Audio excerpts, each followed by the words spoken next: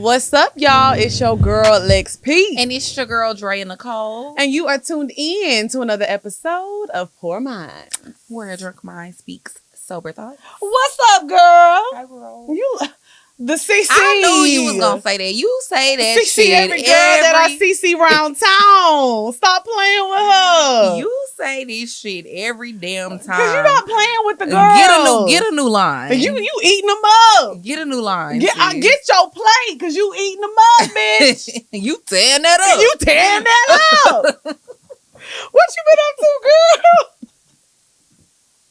Why are you so retarded? Like, what is wrong with you? You tearing that up.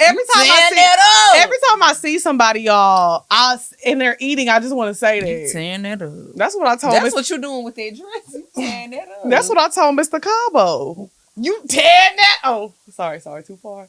Bring it back. My bad. What you did this weekend, girl? Okay. All right. I see where this is going. Okay. What did I do this weekend? I went on a little date yesterday. How was it? It was cute. You know, it was different than what I normally do. Right. So I kind of wasn't feeling it, but it was cute. You wasn't feeling it? I liked the E for effort.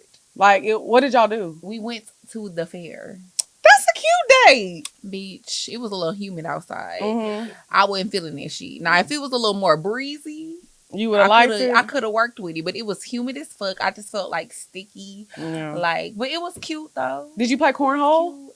No, they didn't have cornhole. It was a weak ass fair, by the way. I was about to say, if they would have had cornhole, I would have been in that bitch serving them hoes. It ain't got shit on the Houston rodeo. Right, of course. I mean, of course. I rodeo. feel like no fair has shit on the rodeo. rodeo. The Dallas one be kind of lit. The Dallas fair do be lit, and then I heard that they be having one in Minnesota that's like Minnesota. Yeah, well, you know, Europe is from Minnesota. They got niggas there. Yeah, Europe is from Minnesota. No, we might have to go to Minnesota. That's where Prince is from. The Vikings there. And Prince from Minnesota, they got niggas there. Okay. So yeah, shout out to Minnesota. Shout out to Minnesota. Ain't that how they talk? They got like a little weird little accent. But so are you gonna give him a nickname or not yet? Not yet. But soon. Yeah, we had fun. He won me a little bear. We was playing like the little balloon game where you gotta pop the balloon. That is like a movie. So he won me a little bear. I had some nachos. That's why I said this shit was weak. They didn't have no fucking turkey legs, bitch. No sausage on the stick.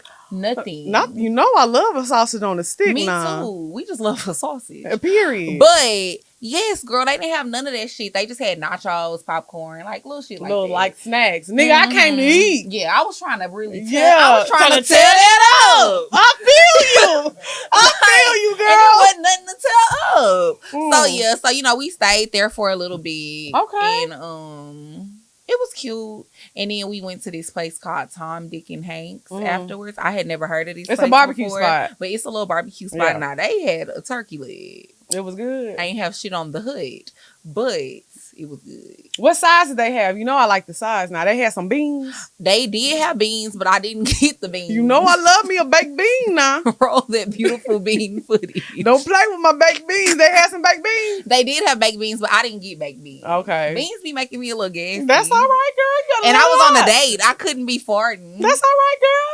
That get y'all comfortable.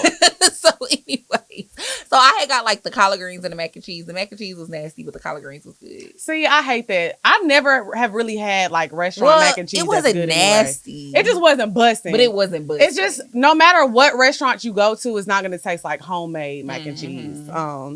So ain't nothing like my mac and cheese. I know which one. Both of them. I know that's right. Period. They be tearing it up. Okay, so this weekend, y'all are going to be so surprised at who I saw this weekend. It's so crazy because out of all the characters I've talked about on the show, this is the most talked about person on the show. Y'all still bring him up. We went out with Nigerian Bay this weekend, You think y'all. I forgot about that, but you think he's the most talked about character? I feel like people talk, well, no, I'll say he's the second most. Rapper Bay is definitely number one, but we set him free. He's no longer here. Yeah, we had to let that nigga go. Go ahead and free yourself. He gone. We let him go. Fabulous. Yes, but Nigerian Bay is probably the second most talked about because I think they liked it just because everybody just loved my Lagos trip. Like, you know what I'm saying? Like, I had such a good time. It was something fresh and new. Like, it was just cool. But anyways, so I saw Nigerian Bay this weekend. We went and watched the fight and we had a good time. But I will say it's just like, I feel like we're like homies now. It was giving homie vibes. It was definitely giving homie vibes. Like, he's so cool. It was nice to see him. But it's just crazy how it just like, because nothing happened. Honestly, the only reason we fell off is because of the pandemic. Like, we just weren't seeing each other. And so it's not no bad blood at all. But it was definitely homie vibes. Like, sometimes it be like that though. Like, you know what I mean? Like, she be all good and then one day you wake up and like the spark just ain't there no more. Yeah, well, I won't say the spark just wasn't there. It was just like I was way in Atlanta. He was way, you know, where he was at. And it was just kind of like we just fell off. Yeah. And I'm not going to lie. Right now, bitch, I'm so far up Mr. Cabo ass. You is. It's always my man. Bitch, if he open his mouth and burp, you going to hear me say I'm dead. Like, that's how far up his ass I am. Like, that's my man. We in love. So, I feel like... I hear about Mr. Cabo like 50 times a day. I mean, you know, it's a good... It is. I be like that when I like niggas too. You know what I'm saying? You don't hear about my nigga all day. Yeah, so we went and we watched the fight. We saw Wilder get his ass knocked out again. How many times you gonna let somebody beat your ass? If I get my ass beat once, I'm not coming back for more. I mean, it's a little different when you make money. I don't give a fuck. Okay, so he came back the second time, got his ass beat. You coming back for the third one? Yeah. How many times you gonna get your ass beat? Maybe he gonna win this time. He didn't. We saw it. I'm saying maybe he gonna win the next time. It ain't gonna be no next time. At this point, Fury needs to tell him, you know what, bro? I'm tired of knocking your ass out.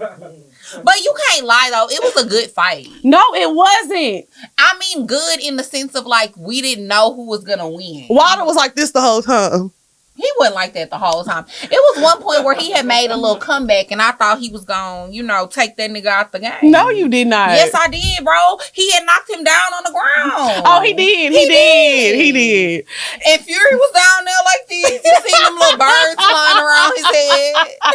Everybody feel that Martin episode where he was boxing and he fell out the ring. They know they was out of line for that shit.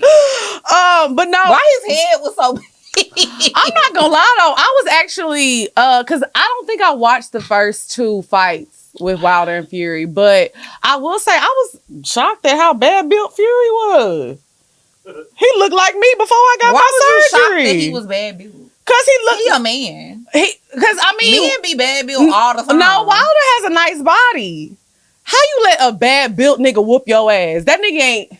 He was first of all, bad built people be bullies. Oh, the Gross sisters. Oh, points were made.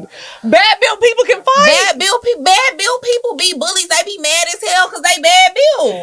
Why can't I fight then? You ain't bad built. I used to be though. I used to be, and I can't fight. Heard that you be throwing them hands. That's what I heard. Throw them bowls. That's what I heard. Don't you used play to be with knocking me. them out. That's you used to be knocking them out. Well, I would say the fight was. I felt like I said, it looked like it was me and you fighting up there. It was just like very. You know we can't fight. It was very sloppy. It was very like it was I'm just not a weird sloppy, fight. Though, cause I'm little. I be moving. When was the last time you got in a fight? Like 09. Who you fought, bitch? No, like 2008. Who you was fighting? This bitch at my school that was hating on me. You whooped hating ass? on a real bitch. You whooped ass?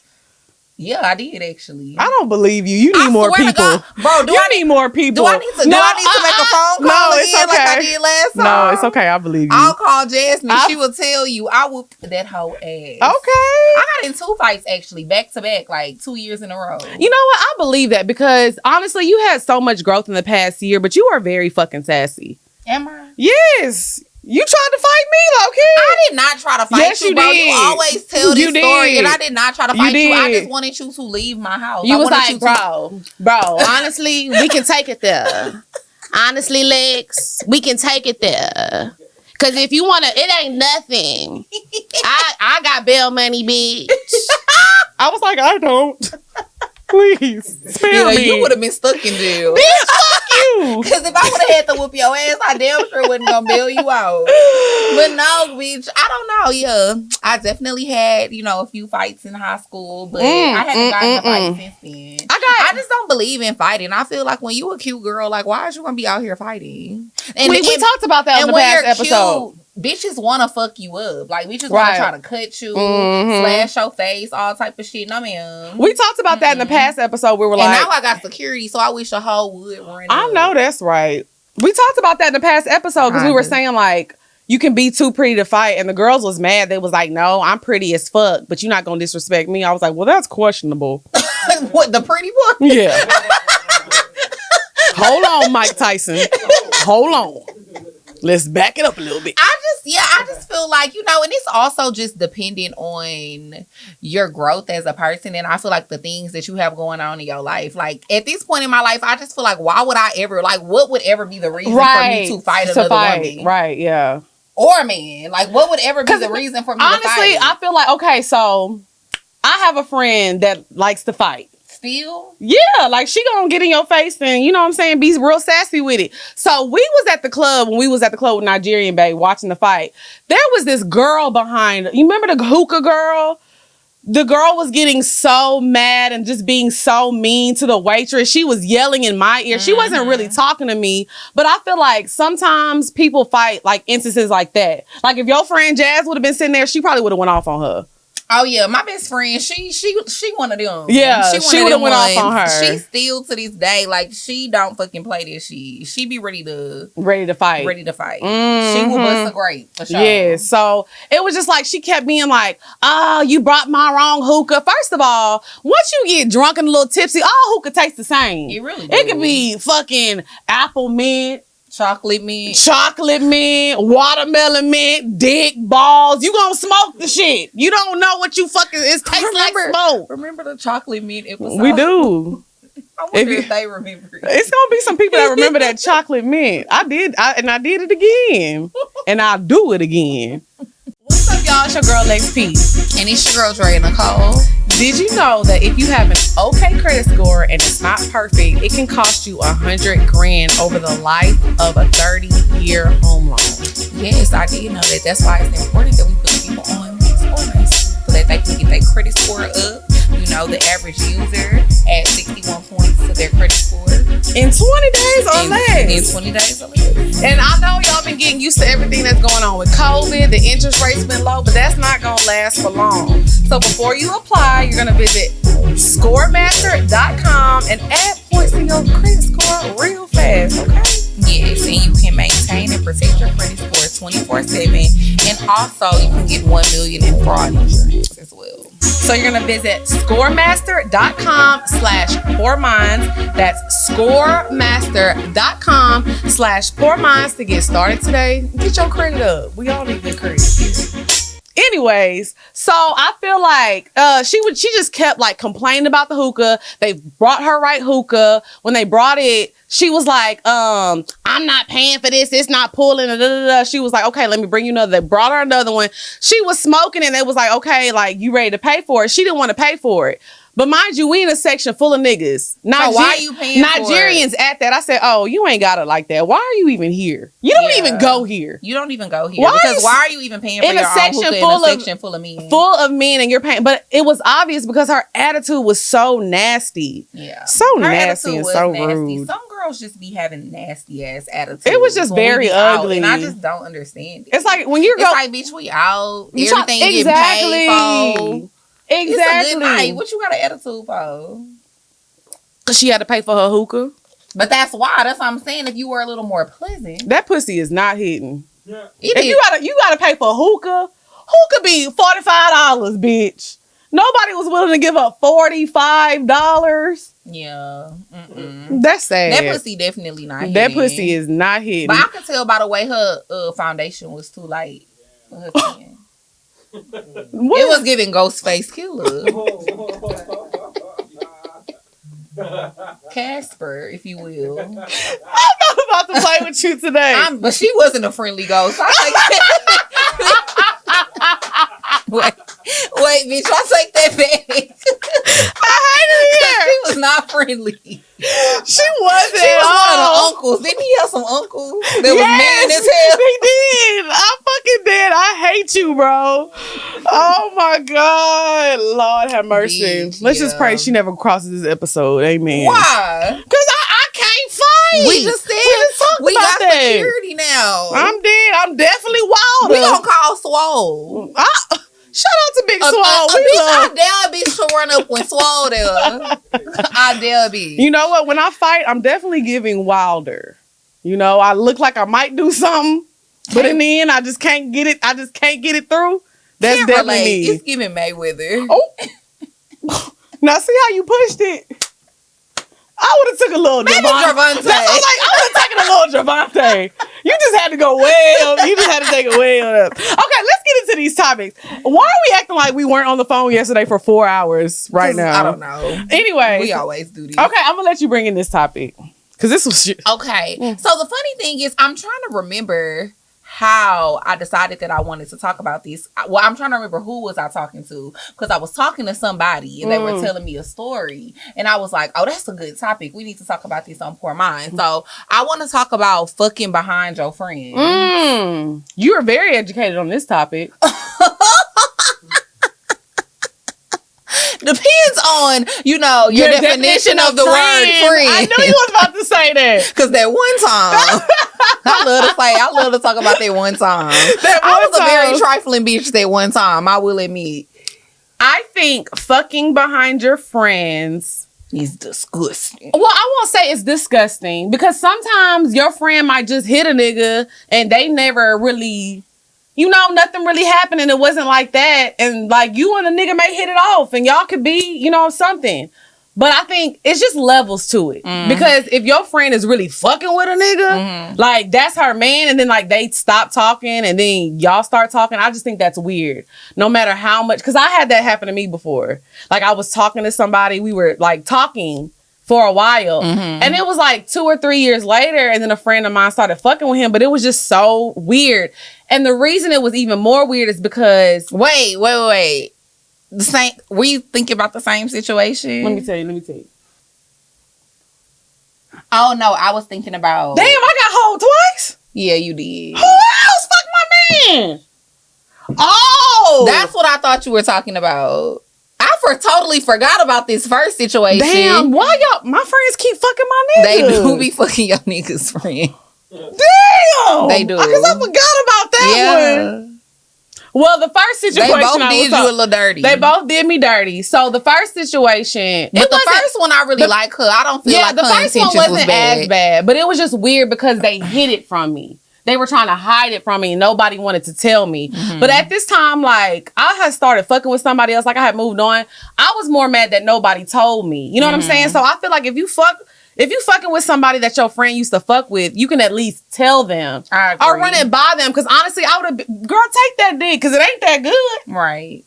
They didn't even last long. I couldn't Neither one of them? What? No.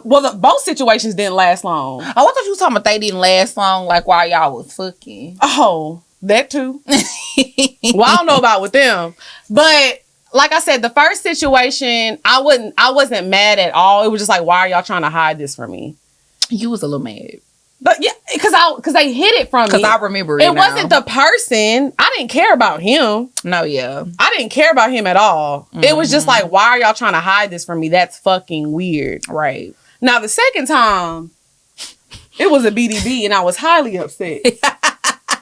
Because this nigga, let me tell y'all, I told this on the Patreon. The second situation was definitely way more trifling than the first situation, for sure. Because trifling on both ends. I'll say with this. Both of them. Right, because this nigga was like... But especially that hoe.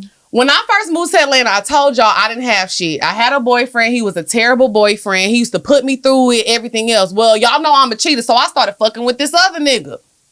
He bought... His thick ass deserved to be cheated on. Now see...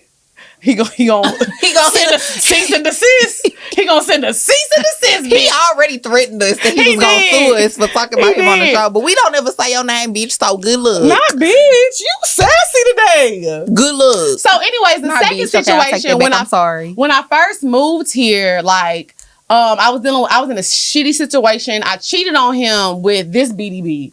And he like got my furniture for my apartment. He like used to buy me shoes. He used to send me money. Like he was a really good BDB. Something happened and we kind of like fell off. I was going through a lot though. Like when I first moved out here, it was just a lot going on, as y'all know. Like I always talk about this. So me and him had kind of fell off, but it wasn't no bad blood. But bitch, I look up, he done took this bitch to the Maldives. I got Maldives pussy too. He took me to 11:45. So really, you might just have 11:45 pussy. I don't, because he definitely came back from that trip and was crawling to come home. You definitely got Jamaica pussy. Because we did go to Jamaica. Now, see, you talking too much. Niggas know who he was out there with. You talking too much. I done flipped off the ring, bitch. You're talking too much, bitch. So I forgot that trip was documented. That trip was very fucking documented.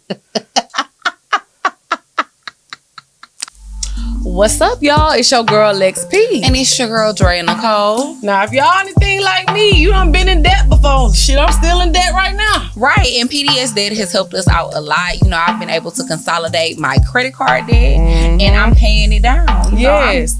So what tearing it up. You tearing it up. So what PDS debt, it rolls all of your payments into one low 0% interest monthly payment. So if you feel like you're paying on something and it's not going down, you're not making no dent, this is the program for you. And the best thing about it is if you take their little quiz online and you're approved, you get a $25 Visa gift card. If you approve now, you got to get approved. Yes. But the good thing about it is you can have no credit, bad credit, terrible credit, whatever. You most likely gonna get approved, but just go take the assessment, okay? Yes, and it rolls all of your payments down into a 0% interest rate payment every month. Yeah, so Purity. So go and get that debt taken care of. Yeah, so you're gonna go to www.pdsdebt.com/poorminds. That's PDSDEBT.com/poorminds and get your payments on the low. We're trying to help y'all out. Go ahead, so you can get that house. So I'll say this, with that situation, they was both being fucking sneaky. Yeah. He wanted to see what that pussy was hitting for. And she saw what he used to do for me. So that situation was fucking out of line. And then y'all did all that only for him to come home and be like, man, I miss you, babe. I'm sorry, it wasn't even fun. I feel like that's the worst type of fucking behind your friends that you could do, is fucking behind your friends because you're trying to get from a situation or get from a nigga what he was doing for somebody else. Yes. That's lame as hell. That's the lamest shit you could fucking do. It's one thing if you don't know. Right. You know what I mean? Or if hell, you just a hoe ass bitch. I'd rather you just be a hoe ass bitch. And just be like, I don't care. Just be like, I don't care. Than to be trying to fuck behind me because you trying to get the same results. Oh, I left this part out though. I left the very important part out. So, maybe like 3 or 4 years ago, the friend, she was talking to a guy. They went on a date. She said she really, really liked him, whatever. But after the first date, he kind of ghosted her. Hold on, wait, what? Okay, so the friend that went to the Maldives with my BDB, 3 years prior to this situation, like before I moved to Atlanta, she had met a guy. They went on a date, right? She said the date was fire. Like, the conversation was amazing. But after the date, like, he kind of ghosted her. She was like, I don't know what's going on. Well, a year later, that same nigga slid in my DMs. And you started talking to him. And I did. And I fucked him. I did. So she brought... Well, she said an eye for an eye, bitch. She did. And she brought that up. So I feel like she really did that just to kind of like get back at me. But honestly, when I fucked with him, at that point... she didn't even fuck this nigga though. She never fucked that nigga. But yeah. And then like when me and this dude started talking, like we was cool as fuck. Like I still like talk to him to this day. Not fuck, but we still cool. You know what I'm saying? Like we just developed a deeper friendship. You know what I'm saying? But I never was like, oh, let me fuck with him because he was doing stuff for her. You know what I'm saying? It was really like, he tried to talk to me. I told him, hey, you used to talk to my homegirl. I can't do that. And then he just kept on. Oh, it ain't like that. So I asked her, I said, hey, how was you in an old boy situation? Like, how did that end? And she was like, oh, girl, we went on that one date and we never talked again. Now, I probably should have told her I wanted to suck his dick.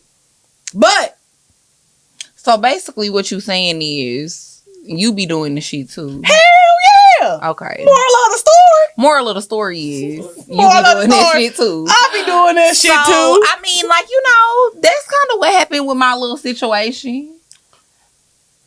Why you sipping your drink? I can't sip Because a for all drink. these years, you told me I wasn't wrong.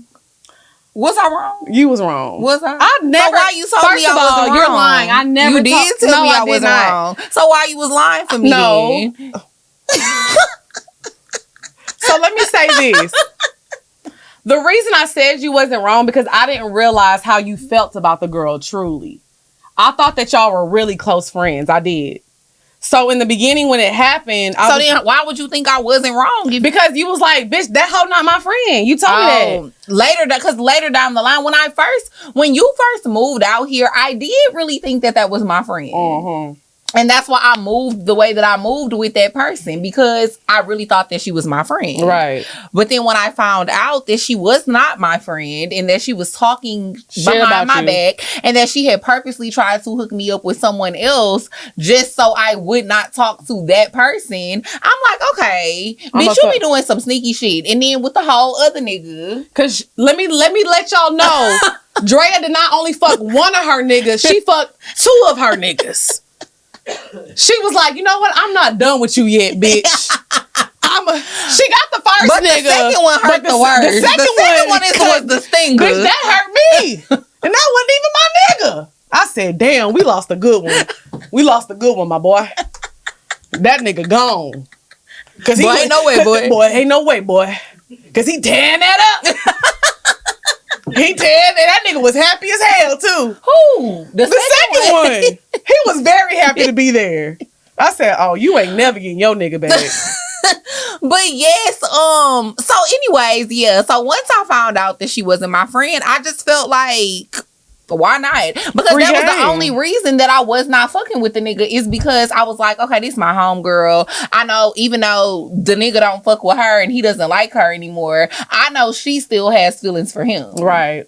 So I'm not gonna fuck with him out of respect. Right. But then, bitch, when I found out all that other shit, it was just like, okay, bitch, why not? Why should I not fuck with him? Right. And he was very much a BDB. Very much a BDB. So why would I not fuck with him? Well, I feel like this also, too. We can't only just blame ourselves, because men have accountability in this too. Because I feel like as a woman, I really do not talk to men that are friends. Like, I told y'all before, when I was dealing with Throwback Bay, y'all remember Throwback Bay? That's debatable. I used to talk to his friend back in the Gap, but on our first date, I told him, hey, you know I used to fuck with your friend.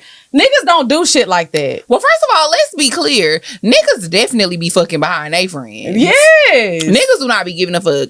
I truly do not be fucking behind my friends. Yeah. Like I said, that little one situation that happened, but we were not friends anymore. It was more of an associate. More of an associate, but like somebody like Lex, my friend Lynn, my best friend Jasmine, absolutely not. Right. I'm never gonna fuck with no nigga that none of my friends fucked with. It's just too many niggas in this world. It's too many men out here for me to fuck behind somebody that I'm cool with. Now, these niggas don't be caring. They don't. Because the nigga we was just talking about, he definitely, he said he don't give a fuck if they was real sisters, bitch.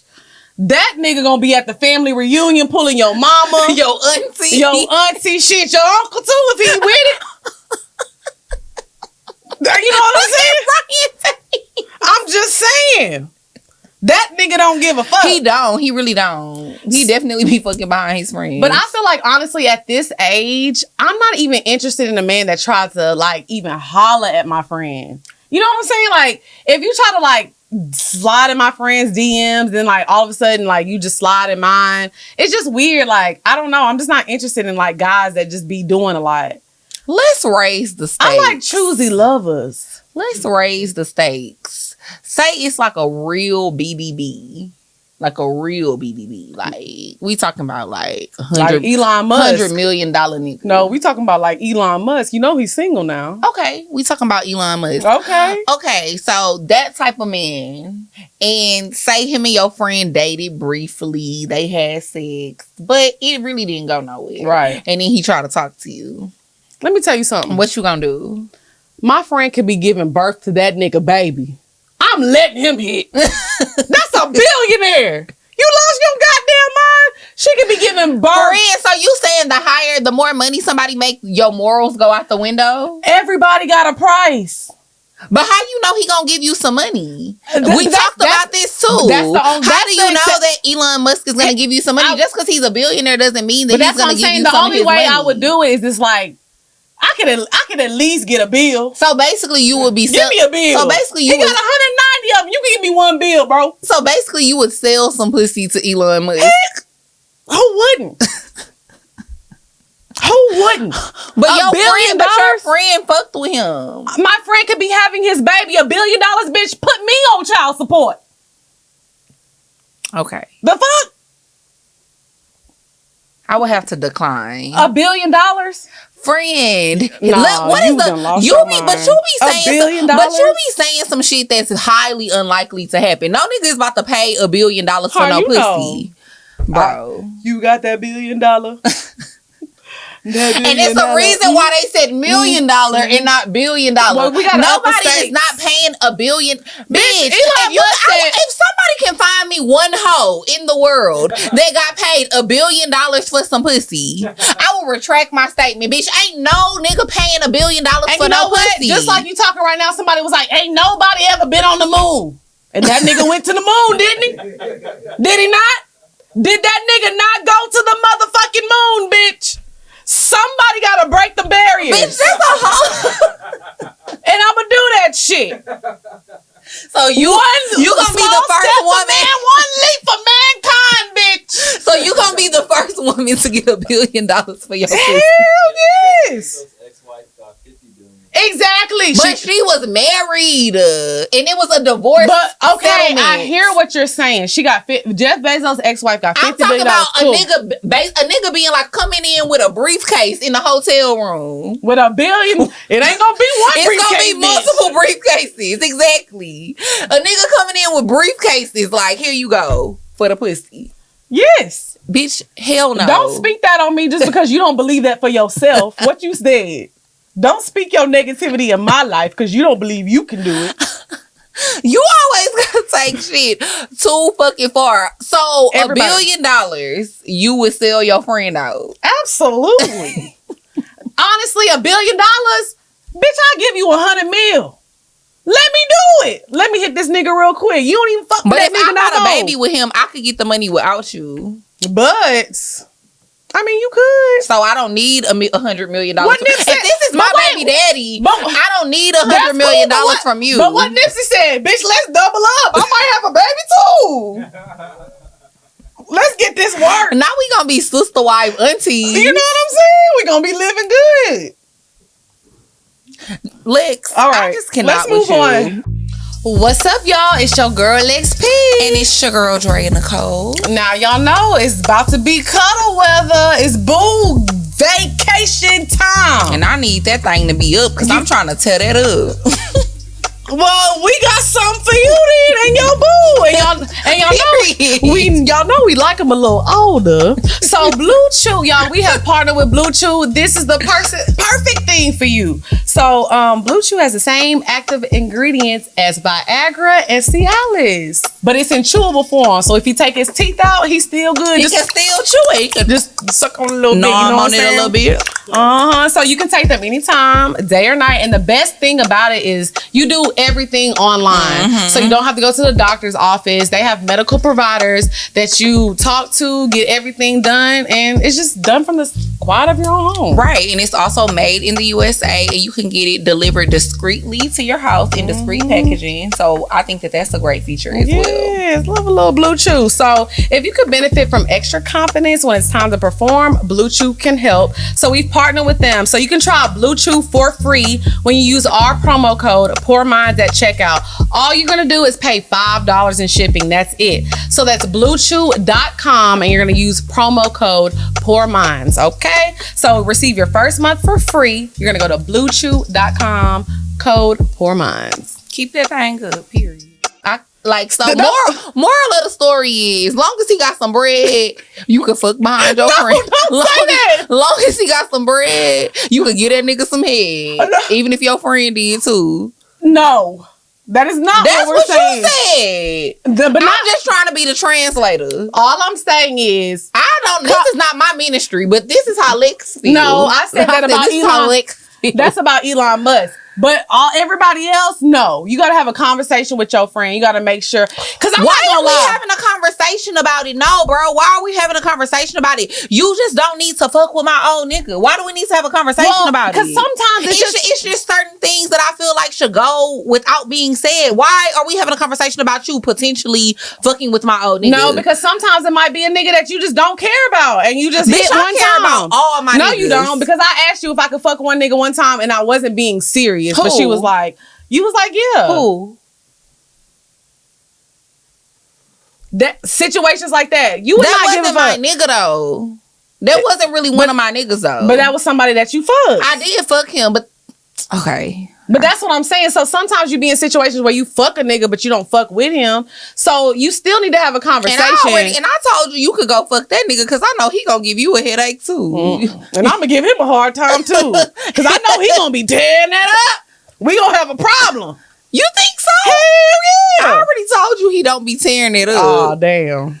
That's why he is very safe. But I feel like everybody has a list. Every woman has a list of like, niggas that's a no-go. So could I fuck one of your old niggas? Which one? Any, mini, money, mo. Honestly, ain't nobody on my list that you would want to fuck. You like hood niggas. I don't like hood niggas. Yes, you do. No, I don't. Reformed hood niggas. Occasionally. I mean, you do something 4, 5, 6 times. Now people want to say this your type. Okay. No, what I'm saying is, I don't think there's really anybody on my list that you would, though. I really don't. There's I'm trying to think about all the niggas you fucked over the years. My list is trash. Sorry, niggas. My list is trash. My list is trash, bro. Maybe, okay. I'm trying to think. I think the only one you probably would is my first BDB, basketball bae. Why? He got money. He do, but You don't think I like black men that like black women. Oh yeah, he's definitely a white lover. That's one thing that I will say. Like, even with the dudes that I be dating, he love him a snow bunny. Even with the BDBs that I've dated, one thing I can honestly say about the niggas that I've dated, they love black women. Yeah, I will say that now. You know what's crazy? Because me and him, they don't really date outside of their race. Like, me and him dated when I was like going through my little identity crisis. So I think he was like, yeah, I got a black girl. But you had a black girl that thought she was white at the time. Right. I was definitely giving Avril Lavigne vibes when I was dating him. Oh, we remember Skater Girl. We remember the photo. So it was definitely much like a fetish thing for him, I think, just to say like, oh, I got me a black chick. Yeah, and don't get me wrong, you guys. Like, it's nothing wrong with black men that choose to date black women. I mean, date women that are not black. Mm-hmm. But I just don't like the black men that date women of other races and they treat it like they have like a trophy. Right. Yeah, I think that. You know what I mean? Weird. I think it's kind of weird, and he be giving. He definitely gives that. It's definitely giving that. He definitely gives. You know what vibes. I mean? So yeah. All right, let's move on. I'm gonna let you bring in this one too, because you did both the topics today, boo boo. I did. Okay, so this girl that I follow on Instagram, she was basically saying that like she normally posts a lot of pictures. She actually owns a boutique. I'm not gonna say her name because I'm sure she doesn't really want me to put her out there like that, but she owns a boutique, so she kind of has to stay on Instagram and like post pictures and stuff all the time. But she sometimes be taking like these social media breaks for like a month, 2 months, and I don't know this because I love her content. So when I notice that I'm not seeing her on the timeline for a while, I be like, damn, where's she at? So she had came back on Instagram a few days ago. She was basically saying that, you know, she was taking a break because she just hates the app. Like, if she didn't have to be on there for work, she would not be on Instagram because it's just so draining to her. She was like, you know, just for so many different reasons. Like, Instagram is really a facade. People create these lives on there, and then you have people who are beautiful people, blessed people in real life, but they're depressed every day because they're looking at the lives of these other people on social media and feeling like, you know, they're not living up to certain expectations expectations. And so she was like, and then you have people who are successful, who have became successful, and then they become classists. Instead of trying to be inspiring and motivating other people. You know what I mean? So I kind of wanted to talk about that because I want to know, what are your thoughts on that? Because I feel like we see that all the time. People become successful and they kind of forget where they came from. Right. And instead of trying to like be helpful to others that are in the same position that they were once in, they look down on them. Right. Honestly, I feel like that comes from like them being in a position where they felt like somebody shit on them. So they feel like they got to shit on other people. You know what I'm saying? But innocent people? Yes. Anybody can get it. That's what they feel like. Like anybody. For real, though. Whole lot of shooters. You know what I'm saying? Problem. Because honestly, I just think that it's so weird that like, literally some people be like you was broke yesterday. And now today you being like, you hoes this and that, y'all this and that, y'all be posting all y'all shit, posting this and that, and it's just crazy to me because it's like, especially with the PPP loan era, it's the PPP loan era, and y'all bought all them fucking never fools, bitch. I ain't getting no PPP loan, and I want my fucking bag, hoes. But anyway, you could go buy it on Rebag. A Rebag? I'm giving classes. But no, I will say I do feel like sometimes because people they forget. Because you've literally worked your whole life to be a part of a circle that never wanted you unless you made a certain amount of money. Now, I feel like it's different with us because I don't give a fuck about no circles. We be with the same people that we been with. We gonna make our money and we gonna do what we do. So it's never gonna be that disconnect there. But when you're striving to get into a circle that doesn't care about you, your personality, your family, what you got going on, all they care about is your clout and what's in your bank account. I know a classist. I do too. Who you think I'm talking about? I'm not gonna say, but I was gonna tell you in your ear who I'm talking about. Oh yeah. Let me say this. Very much so. I will say this from personal experience too. It's been so many people, and honestly, I'm not even gonna lie to y'all, I ain't even getting money like that. I'm doing better for myself. I can pay my bills. You is getting money like that. That wire transfer the other day with like a word. I'm dead. Ron, like, yeah, I did that. I'll just say this, no. I definitely saw a difference from when I first moved to Atlanta, how people treated me versus now. And it's so crazy because it's like, I'm the same person. You feel like people in Atlanta treat you differently than they did when you people first in moved Atlanta, here? People in the industry, your just friends, people do you feel like any of your friends? No, not none of my friends, because my friends not like that. Yeah. But I agree though. People definitely. It was people that was just like, it was people that was telling you, oh, Lex using you just to move out here. She ain't got shit. She ain't shit. And now them same people be like, oh my God, Paul Miles, girl, Lex, you so motherfucking funny, bitch. When you said that booty hole, I was like, And I'm like, hold on, bitch. First of all, who the fuck talks like that? Your homegirl. Who? Girl, I don't got no homegirl that talk like that. Well, that's not your homegirl no more. But I will say, like, that's one instance of, like, somebody who was just so nasty and so mean to me. Who are you talking about? It's a lot of whispering. It's a lot of whispering. It's a lot of whispering going on. This gonna be the whisper. We're gonna name this episode the Whisper Song. Wait till you see my door, mama. Let me whisper in your ear. Say something that you might like to hear. Got a sexy ass body and your ass looks soft.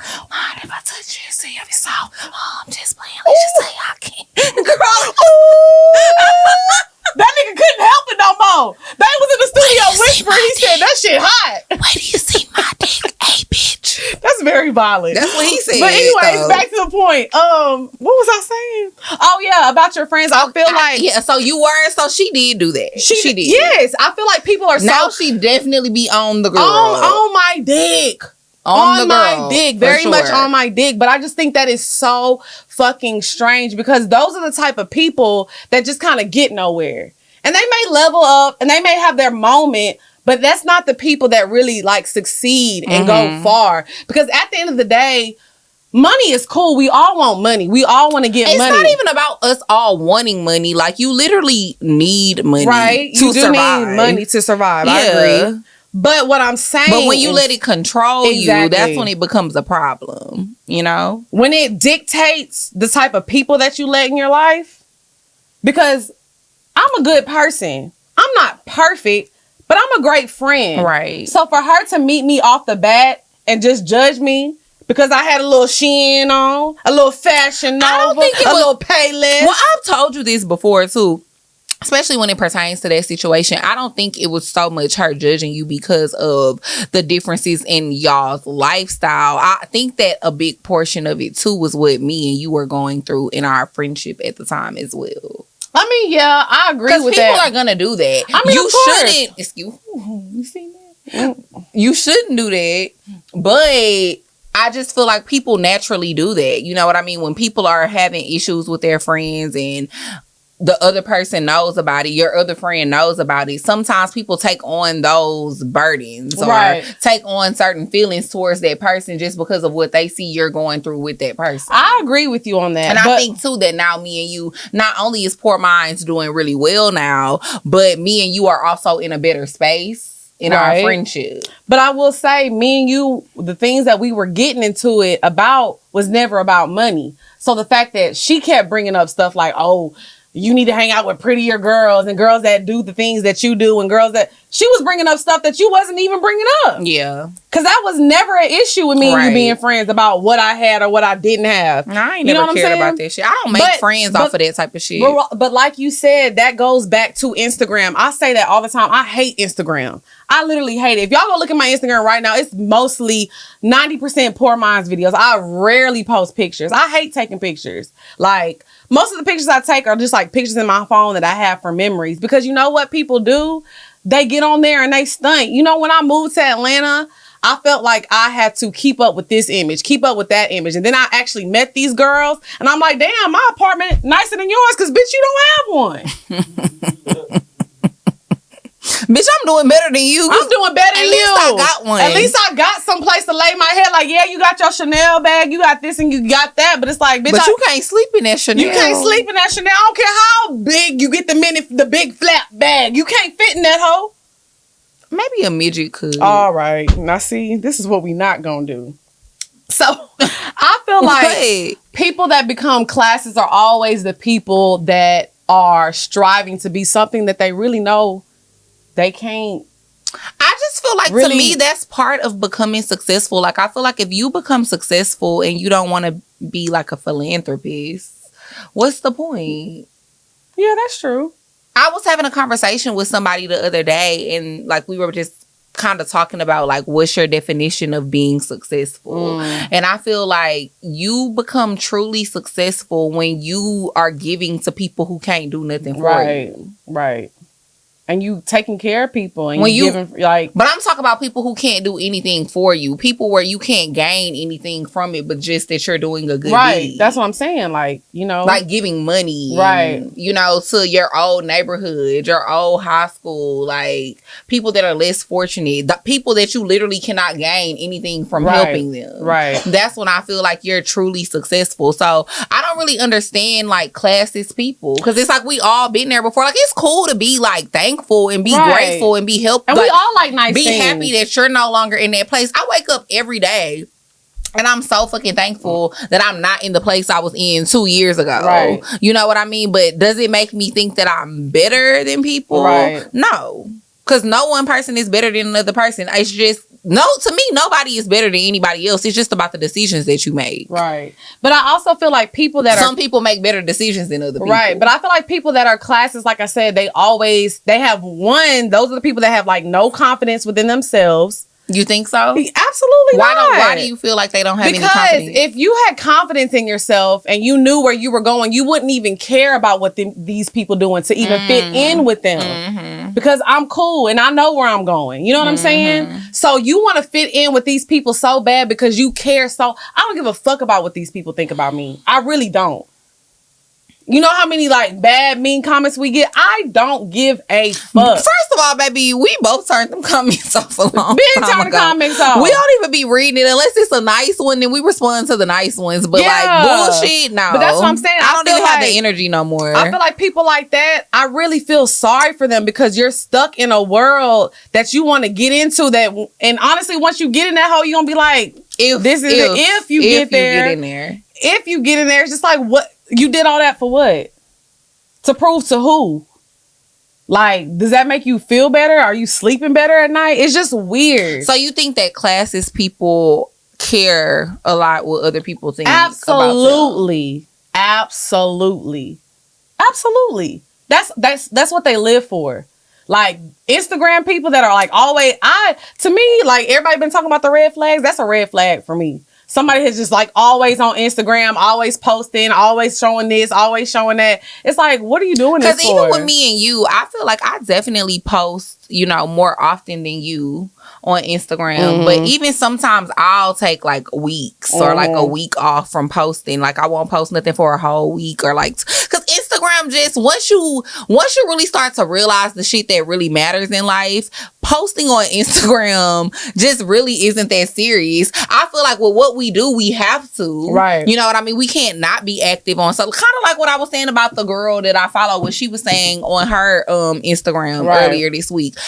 For me, it's kind of like, I post pictures because it's like I have to stay active. I don't want my insights, my impressions, stuff like that. You have to show that ass. No, but I don't be showing that ass every time. Honestly, lately, I barely be showing that ass. I be trying to be a little more classy based. Shout out to my girl Kiki. I'm dead. But I be trying to be a little more classy based. I don't be posting ass. I don't be showing all the assy no more. Okay, I feel you. But occasionally you is gonna get this the ass. Yeah, Right. I feel that. Them pictures be getting a lot of likes. We know that. We know that. Anyway, so like I was saying, I feel like when you do certain things for a living, you have to somewhat stay active on social media. But it shouldn't be your life. I get what you're saying. Like, for example, somebody I was dating recently loves social media to the point where but it's like, why? You ain't even getting no money from this shit. One thing about me and Lex, we make money from being active. We have to post our Poor Minds clips and stuff like that on social media. Active. You know what I mean? We have to post pictures occasionally and be interactive with our audience. Right. People who literally don't make money from social media but be on there all day, every day, that shit is so strange to me. It's very strange. But like I said, social media, because we're in a social media era where they feel like, but y'all don't want no money though. I mean they do, but I feel like that's them and their confidence. Like, I have to show this person that I'm doing this. Like, even right now, it's like I'm trying to get to a point to where anytime I want to get to a point to where everything I post on my Instagram is a paid sponsored post. Right. Because I feel like that's well, and I also feel like a lot of times what it should be if you gonna be on there all the time. But I also feel like a lot of times that comes from people feeling less than their entire life. Like, I grew up in a household where my mom like instilled in me like I was great, I was funny, I was beautiful, I'm this. Like, my mom always praised me. She still does to this day. So the things that I value, I've been seeing my mom having Louis bags and Chanel bags. Like, my mama got all that shit. Been having that shit. Not the Don Senior and the Don Junior. It's giving very much the Don Senior. Like, my mama been that. Like, I'm not even being funny. So honestly, don't get me wrong. Do I like nice shit and designer shit? Yes, but I've been around stuff like that. So that's why I see so much value in people who what they are as a person. But people that didn't grow up with somebody like telling them that and making them feel good as a person, how they feel good as a person is feeling like they're better than somebody because they have materialistic things. You see that on social media all day because they feel like, you know what, I want to separate myself from you because this makes me feel good about myself. If to feel good about yourself, you got to feel like you got to shit on somebody, you need therapy. Go to betterhelp.com/poorminds. Get your 10% off the first one. This podcast is sponsored by BetterHelp, and Poor Minds listeners get 10% off of their first month at betterhelp.com/poorminds. What's up, y'all? It's your girl, Lex T. And it's your girl, Dre and Nicole. And we are here to tell y'all about betterhelp.com. Our favorite website. Yes. We love BetterHelp. I actually just had a counseling session with my counselor. Baby, you don't miss a week. I definitely don't. Every week. Like, Yes. that's why I say it every week. Yes. I just had my counseling session. It's on time. It's on the same date. But if I need to ever move it around, that's the great thing about BetterHelp too. Right. So Very you flexible. do everything from your phone. If you've ever thought about therapy, but you were nervous, you didn't want to go to a doctor's office, you want to stay at home, you do this from the comfort of your own home. You can do messages, phone call, FaceTime, whatever is easiest for you.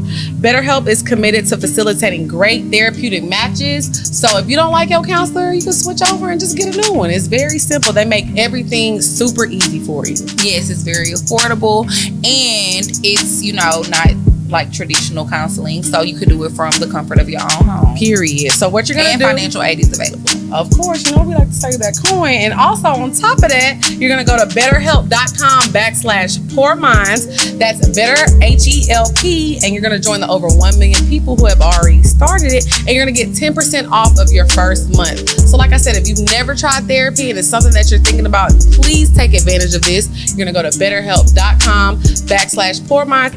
So yeah, we do have a patient review. It says, I believe that Kelly is caring and she really tries to offer me with different options to manage my therapy. Breathing, mindfulness, journaling, etc.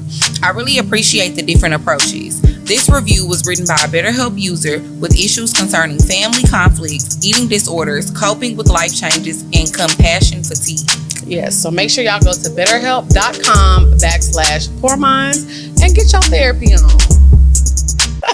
But yeah, I don't know, friend. Like, it's very interesting to me too, because I've always been a person who, it's like, I've said this before on the show, like when I was younger, I grew up in the hood or whatever. Then when I got older, a little bit older, my parents moved to like, a nicer neighborhood. But I went to private. Right. Even when I grew up in the hood, I went to private school my whole life.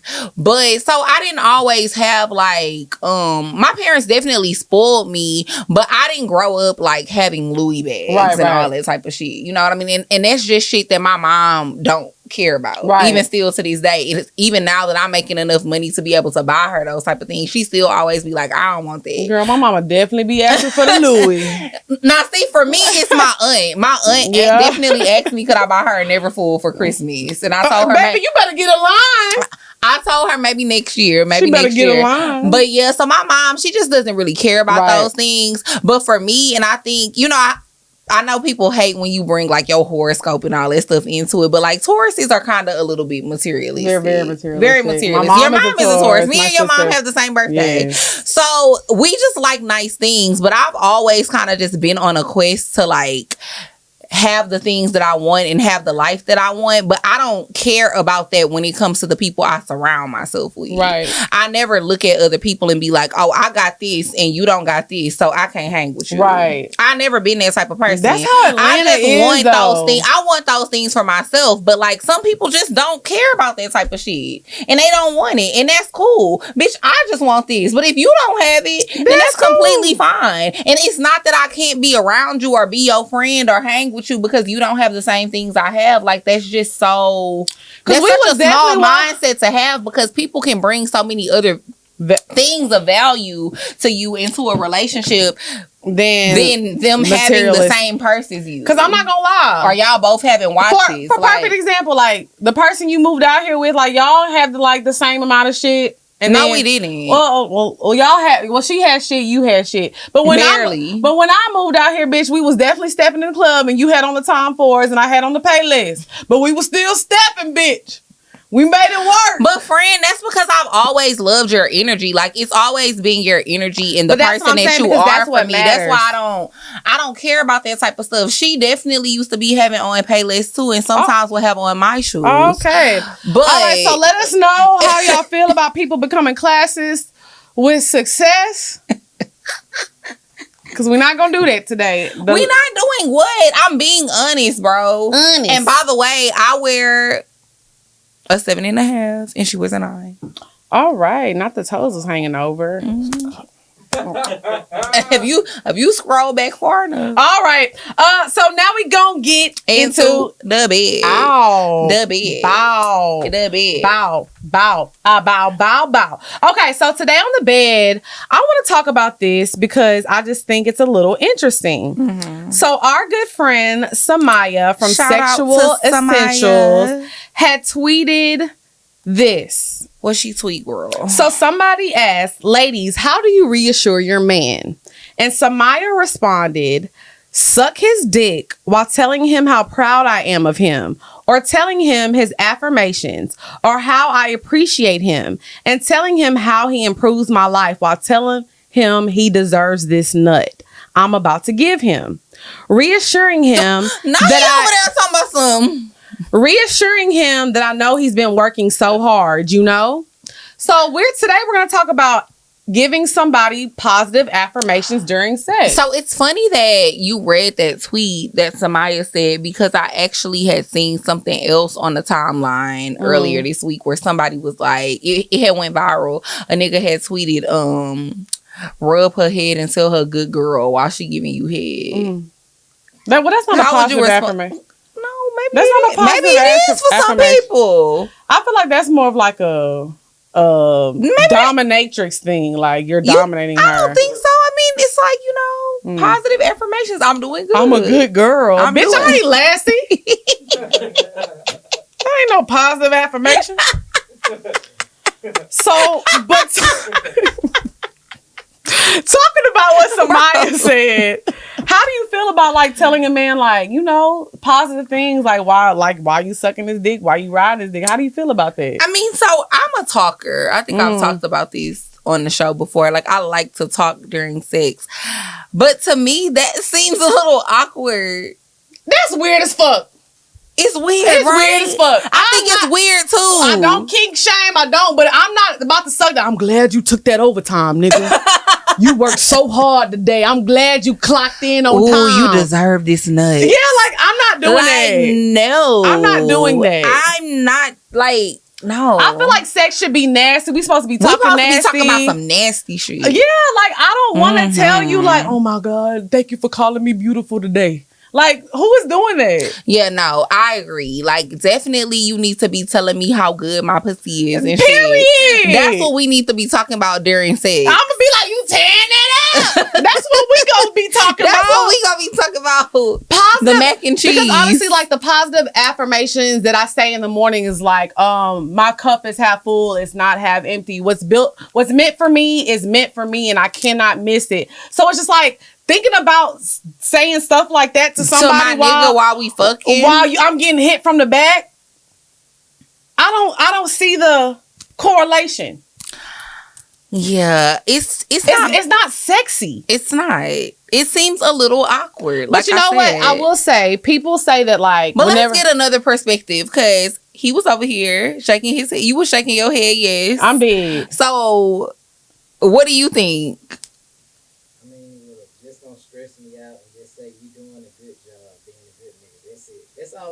Okay, that's fair enough. That's fair enough. But I feel like what you was just saying, that's extreme. That's what Samaya said that shit. That's what I'm saying. That's a little extreme to me. Like, I'm not doing all of that. First of all, my brain can't even formulate all that while I'm getting fucked. She said, telling him how much he improves my life. I'm not about to be sucking a nigga and be like, thank you for paying my rent, boo. My brain not even think about that shit while I'm getting fucked. What Trina said, I'm trying to concentrate on busting me a nut. Ooh. I ain't thinking about giving you no positive affirmation. I'm not either. I mean, I'm gonna talk to you. I'm gonna tell you the dick fire if it's fire. Yeah, but I might lie to you a little bit, tell you this your pussy. You know what I'm saying? You could get that. Yeah, you can get that little bit. But like positive, that's weird. Cause like I said, the positive affirmations I'm thinking about. And also, I feel like that has to be somebody's, like, I guess, love language, you know, too, as well. Because we talked about the sexual love languages, and we all know the love languages. Yeah. So I guess, like, words of affirmation would have to be their love language. But I just feel like that's a little extreme. I don't know. It's just not, it's not giving sexy. It's not giving sexy time. It's giving too much. It's giving forced. Forced. Like, it's like, do I got to write this shit down and recite it first? Right. You know, I feel like people that do this, because I just feel like I wouldn't be able to come up with it off the top of my head while I'm getting. You know what the type of people that do stuff like this, and I'm not lying. Who? You see how my hair is right now? Grand rising, I'm giving queen. Grand rising, queen. How are you? Don't say good morning. Grand rising. Do you know what morning means and what our people went through? That's what it's giving. My people that got hair like me. Not crackhead to come see what your hair looks like. Listen, when I have my hair like this, I be attracting all the hoteps. He's like, beautiful queen. You better wear your crown. Boy, this weave, leave me alone. Leave me alone. This ain't what you want. It's so funny because you know I'm about to get braids too. So I'm going to have braids on the next episode. Same. That's the type of men I feel like I attract to when I be having braids and This ain't what more you want. natural hairstyles versus the sew-ins Queen, and the frontals. I'm loving you wearing your crown. You got the money. You got the money. Cause I'm not. This is not. It this be not some that. beat question. No. No. What? Why? Say it. Do you feel like it be BDBs that be like that? What? The hoteps? Because I'm not trying to be funny, but I'm trying to think. I will say this. Think away that I know. I feel like the word hotep, I feel like a lot of hoteps, I'm not going to take nothing away from them. I feel like a lot of them are super educated. Absolutely. About our history. But sometimes they the ones that take shit too far. And they try to miss out on opportunities. No, they try to instill their beliefs on people and they try to just force their views on people. Well, see, for me, sometimes I feel like because they are so much, so hotel, right, they miss out on opportunities to be able to make more money. Because of their beliefs. Well, I don't feel that way. Because I feel like there's a lot of people that are super successful in the industry that are pro-black and they don't mind. Like, I'm not saying Issa Rae is a hotep, but when Issa Rae I don't think Issa Rae is a hotep, but when she goes on the red carpet, they're like, who do you want to win? Bitch, I'm rooting for everybody black. Like, some people are very pro-black. But first of all, bitch, that's us. I'm always rooting for people black. We just talked about how I don't like to date black men that don't like black women. No. But I'm not hotep. Right, but what I'm saying is there's a lot of people I feel that are educated and those are their views. So I do feel like there's a lot of BDBs that are educated and they have their views, but they don't try to push it on people because they don't really care. Like, I hate a nigga, like, for example, we just so off topic, but I hate a nigga who be like, oh yeah, I normally don't date black girls, but you different. You different. You so beautiful. Ugh. You so fine. I literally hate that was how my first dude was. And that's how I dated somebody like that. Remember I told you that. You met him that I dated for a while when I moved to Atlanta. He just used to be like, oh, well, not black girls. He was like, I normally don't date dark skinned girls or brown skinned girls. I hate that. But you so different, like, and you so beautiful, this and this. And it's like, why do people be feeling like that's a compliment? I hate dating men like that. Yeah. Because women are so fucking beautiful. It's women that are 5-10 shades darker than me that are beautiful as hell. Right. It's women that are 5-10 shades lighter than me that are beautiful as hell. Black women are beautiful as fuck. We the most beautiful women in the world. Period. What are you saying? The most versatile women. Versatile. Yes. Whatever quote unquote exotic bitch you want to date, it's a black woman that look like that too. They can go back and look at the hairstyles. We got a different hairstyle all the time. Period. It's giving versatile. But yeah, going back to the affirmations during sex. It's a no for me. It's a no for me. Good luck. Good luck with that. Okay, so just letting y'all know right now, if you have not seen this movie, it's a spoiler alert. Because we gotta talk about. We haven't done a movie discussion in a very long time since Secret Society. But we're about to do another Amazon movie. Prime needs to cut that check. This is the last one I'm doing on Amazon Prime. This is the last one we doing Amazon Prime. Y'all need to cut that check. Right. Period. So we watched a movie on Amazon Prime called The Voyeurs. And when I watched this movie, I absolutely had to talk about this fucking movie. It was so good. The meaning.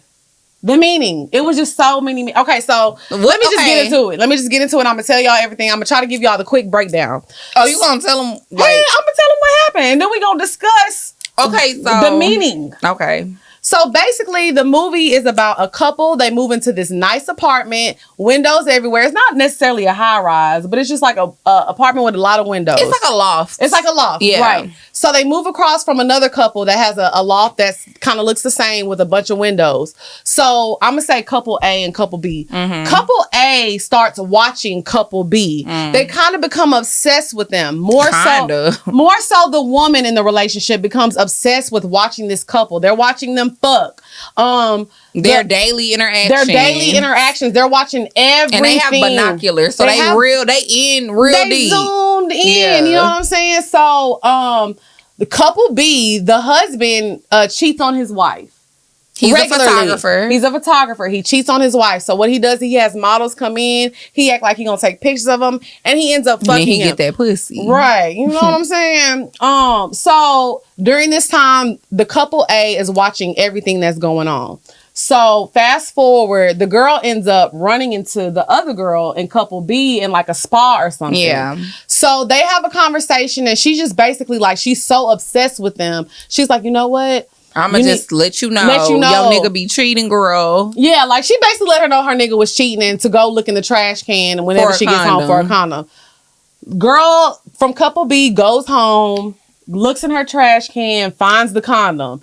Her and the nigga start arguing. Mind you, couple A is literally still watching them argue, going off. And her boyfriend, couple A's boyfriend, he's like, what's going on? Why they arguing? He don't know what's going on. Because she hasn't told him that she met up with the girl, went to the spa, and told the girl all the tea. And mind you, the girlfriend from couple A watches them all the time, even when he doesn't know it. Like there's some scenes where she's literally fucking her boyfriend and she's watching this couple and she's getting off on it. Like she's like obsessed with them. So anyways, the couple is arguing. Couple B is arguing. The guy goes into another room, slams the door, lays down, goes to bed. The woman from couple B slits her suicide trigger warning. She ends up slitting her wrist or her neck or something and kills herself. So she ends up dying or whatever. So they're dying. So the couple A is watching this and he's like, what the fuck happened? She's like, bitch, I snitched. I told that nigga. So he like, bitch, I can't be here no more. We done. You a weird ass I'm leaving. You a weird ass bitch. I'm leaving. I'm going to my parents' house. Now, mind you, we translating this into Ebonics. Yeah, you know, a little bit. Yeah. It definitely didn't go down like that. He was like, hold on, you a weird ass bitch. I got to go. And she was like, hold on, nigga. You just gonna leave me in a time like this? Yeah. And then that's what happened. So, baby, it's giving Kate Winslet. You is an actress. I am. I did that. I can't wait to be on a sitcom. Yeah. So, anyways, basically, yeah, that's what happened. So she ends up going to a bar. She meet the nigga at the bar. The nigga who from couple B. She meet couple B nigga at the bar. Mind you, she's very distraught over the woman killing herself, though. She's very distraught. Is she? Because when I tell y'all what happened next, y'all gonna be like, really? So, yeah. So she goes meet the nigga. They having a conversation. I'm not gonna lie though. At that point, when he said the stuff that he said, I'm like, you would have beat too. No, I'm like, he know, kinda. Don't say no. Keep going. Okay. So anyway, they're talking about it. He basically kind of letting her know, like, you know, I'm going through something right now. He didn't tell her what happened, but he let her know he was going through something serious. He had lost somebody.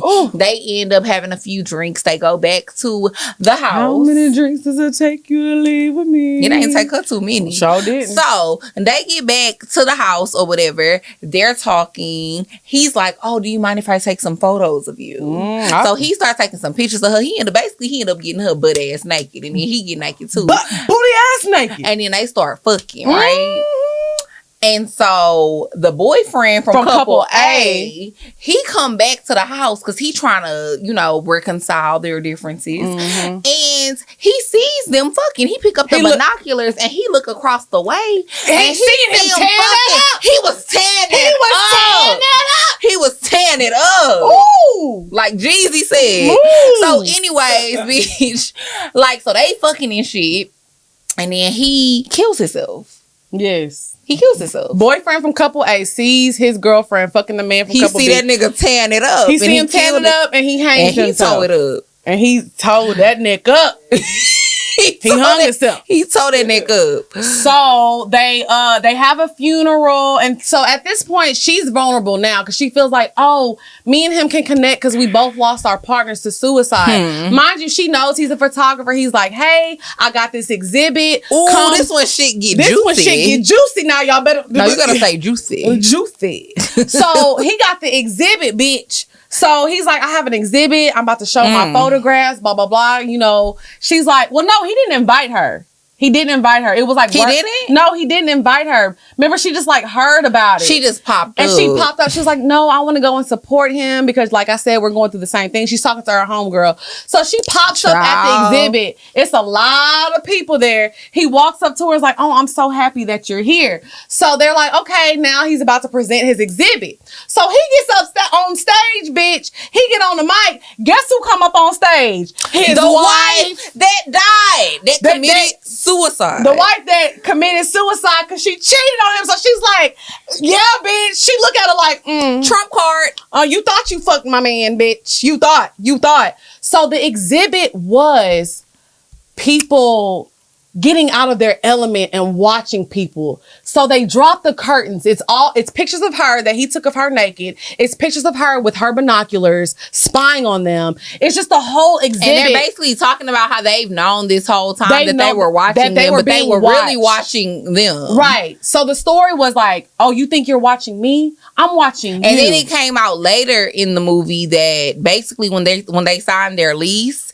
it was like something in the wait, we're gonna get to that. Okay. We're gonna get to that. Okay. So they're showing the exhibit like picture by picture, and they end it with me and this woman had sex and her boyfriend killed herself. And everybody's like, yes!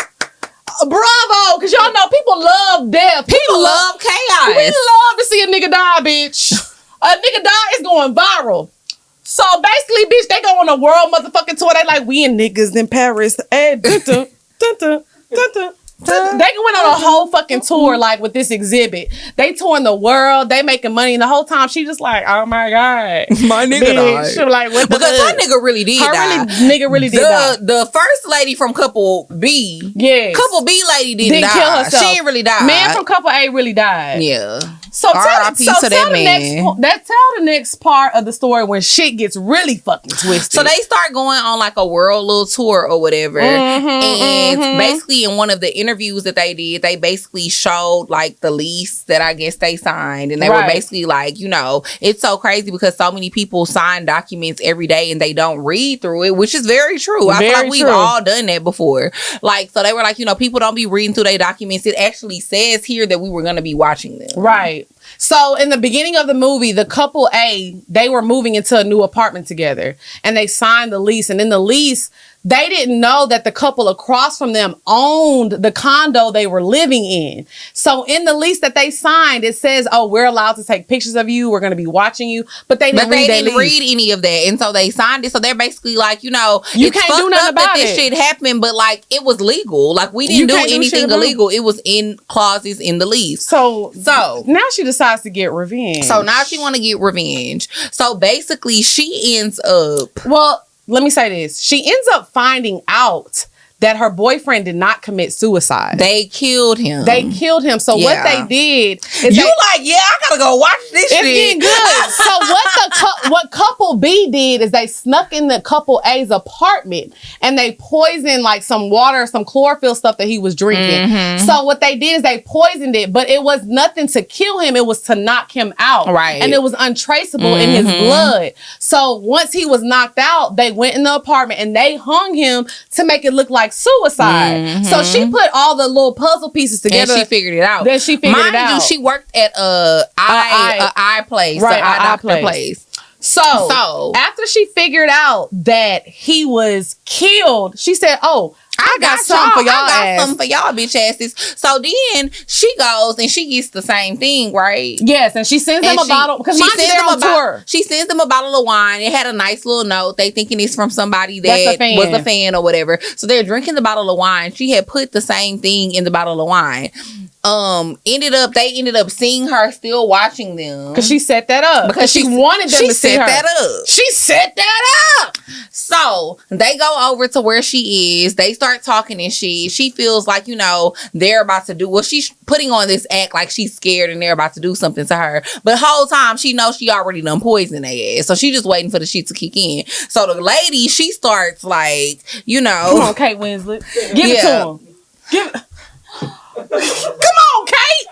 Stop fucking playing with them. So she passes out, right? So he's like, what the fuck did you do to her? What did you do to her? She's like, well, you weigh a little bit more, so it's about to kick in soon. And he like this. Yeah, so Wendy Williams style. He starts shaking. Yeah, he more Wendy Williams with it. He more Wendy with it. So he starts shaking his shit, and then she like, take a good look at me, because it's the last thing you gonna see. So see, my dumb ass, I thought that she had killed them niggas, but she didn't kill them. So what she did, let me tell you what the hoe did. She done picked them motherfuckers up. Now you know her adrenaline going, because that's some heavy ass shit right there now. Yeah, they was pretty She picked them up. She put them on that little LASIK, like the little LASIK machine. She blinded the both of them. She blinded them. So when they woke up, they could no longer see. And moved out of the apartment so he could never shoot pictures again.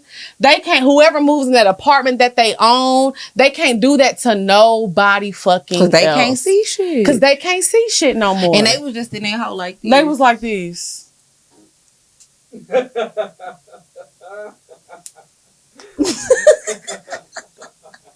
That's all they was doing. Because they couldn't see in the shit. final, no, for real though, That's dead how ass. In the final scene, that's what they was doing. When I tell y'all that, because honestly, I'm not gonna lie, the first 45 minutes of the movie is just like fucking, and like I fell asleep. It was a lot of fucking. I fell asleep on the movie like 2 or 3 times. I was like, ooh, you big horny. I fell asleep on the movie like 2 or 3 times, but like honestly, finishing it. It was good. The plot twist. It just kept being twist after twist. Because honestly, I was shocked when he killed himself. Then finding out he didn't kill himself. Finding out they were watching them. It was just like twist after twist after twist. It was so good. I'm not gonna lie. Like it was a lot of shit that I just was like, what the fuck? It made you really think deep. Because honestly, she really put herself in that shit from being upset. And it was all her fault. And let me tell y'all how I feel about this hoe. Definitely feel bad for her. Why she gotta be a hoe? Because she's a hoe. Okay. Definitely feel bad for her because her nigga killed himself. He was the only innocent person in the whole situation. He was the only her boyfriend he didn't kill himself. He got killed.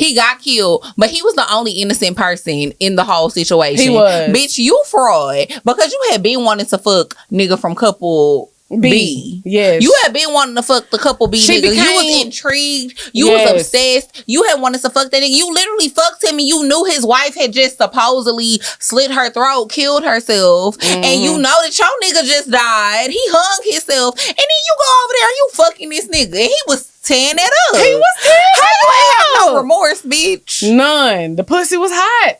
She have no remorse. She didn't. But I will say, she's fraud. Honestly, in the end, I'm glad she got her revenge. It needs to be a part 2. That somebody need to blind you. I do like the fact that she got revenge, but in the end, I really was like, everything that happened was your fault, so you have nobody to be mad at. Like, how you gonna be mad, bitch? You was obsessed with these people.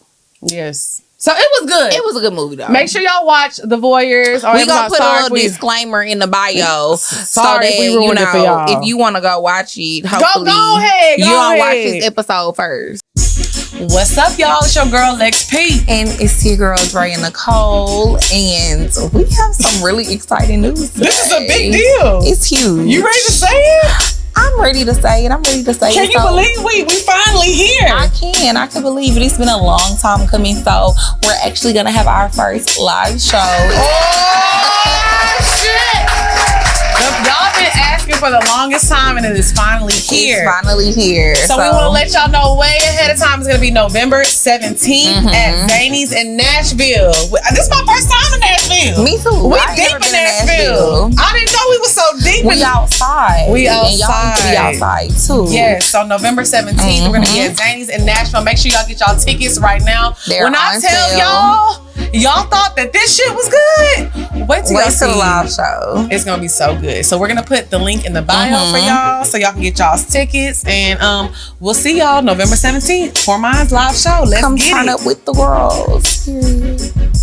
So now we gonna get into the bop. Hey. The bow. Bow. The bow. Bow. Bow. Bow. Bow. I'm so excited about this bop of the week because I love him. He's doing his thing and he's super talented and he's tall. That nigga tall? Yeah, that nigga like 6'4".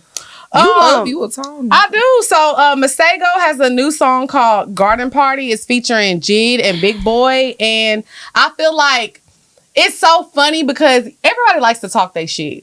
You know, people talk their shit. We be like, oh, I'm a bad bitch. I got this on So live. we ain't lying though. But what I'm saying is he talked his shit, but in a different way. So if you've ever heard of Masego or listened to his music, you know he plays a bunch of fucking instruments. He plays the piano, the saxophone, the fucking trumpet. Like he plays a bunch of instruments. So this song is basically about him having a party in the garden and him playing his instruments. Like he talking his shit. Like he letting people know like this is how fucking talented I am.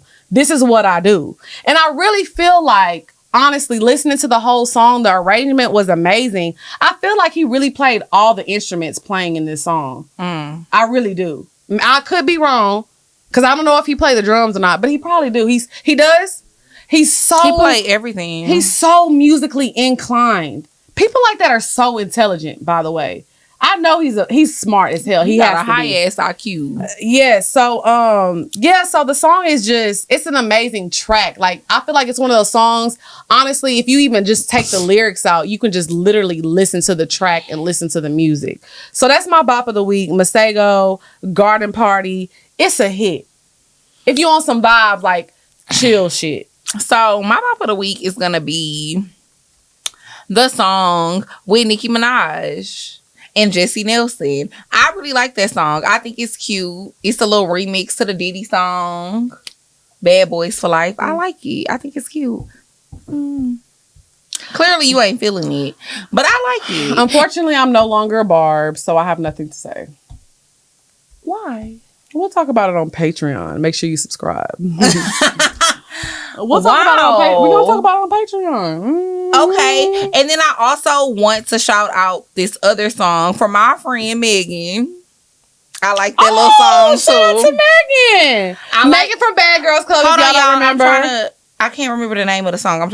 Playbook by Megan James featuring Soulja Boy Tiller. Shout out to Megan. Yeah, shout out to Megan. That's honestly, my girl. she sounds good. No, I'm not just saying it because we're cool with Megan. Right. I really do like the song. Like she was popping some bad bitch shit. But honestly, it's some shit you could definitely listen to while you getting ready to go out. Right. You can listen to in your car on the way to the club. Like, but one thing I will say I like about Megan is like she really lived that life. Like she makes money and she be on her shit. Mm-hmm. So shout out to Megan and she giving you hoes the playbook. She is giving y'all the playbook. So yeah, but I can't wait to hear the tea on why you're not a Barb no more. I'm not a Barb no more. So now it's time to get into our favorite segment of the show. Yes. The questions, aka pour your heart out. If you have any questions, go ahead and send them to askpourminds@gmail.com. That's askpourminds@gmail.com. We also are accepting your testimonial. Mm-hmm. We ain't got no testimonial. We want to hear if